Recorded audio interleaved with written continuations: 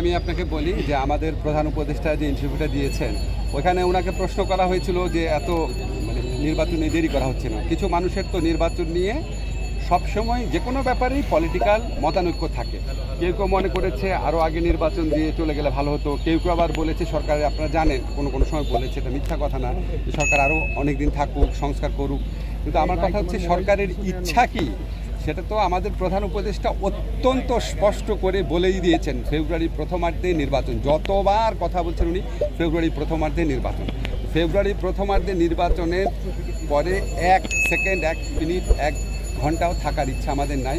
যত তাড়াতাড়ি সম্ভব আমরা স্মুথ ট্রানজিশন অফ পাওয়ারে প্রথম থেকেই বিশ্বাস করতাম। আমাদের শুধু দুইটা চিন্তা ছিল যে আমরা নির্বাচনের আগে বিচারের যে দৃশ্যমান অগ্রগতি বা সংস্কারের দৃশ্যমান অগ্রগতি সেটুকু যেন একটু হয়ে যায়, কারণ অনেক মানুষ জীবন দিয়েছে, অনেক স্যাক্রিফাইস এখানে আছে।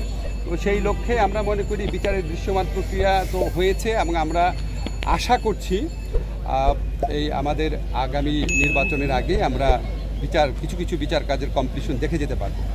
তারপর সংস্কার কাজে আমি আপনাদের অনেকবার বলেছি, গণমাধ্যমে বলেছি, আমরা কিন্তু অনেক সংস্কার করেছি। যেমন আমি বিনয়ের সাথে বলি আপনাদের, আমার মন্ত্রণালয়টা আমার সবচেয়ে বেশি মনে থাকে জন্য বলছি, আমরা শুধু আইন মন্ত্রণালয় প্রায় 9 থেকে 10টা বড় ধরনের সংস্কার করেছি।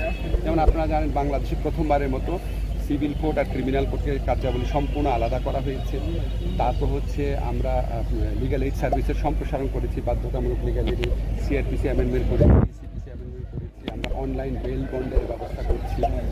তো আমরা আপনার স্পেসিফিক আপনার ক্রিমিনাল কোর্ট শুধু একটা কোর্ট শুধু বিচারই করবে, এই ধরনের কিছু পদক্ষেপ নিয়েছি। বিচারিক পদ সৃজন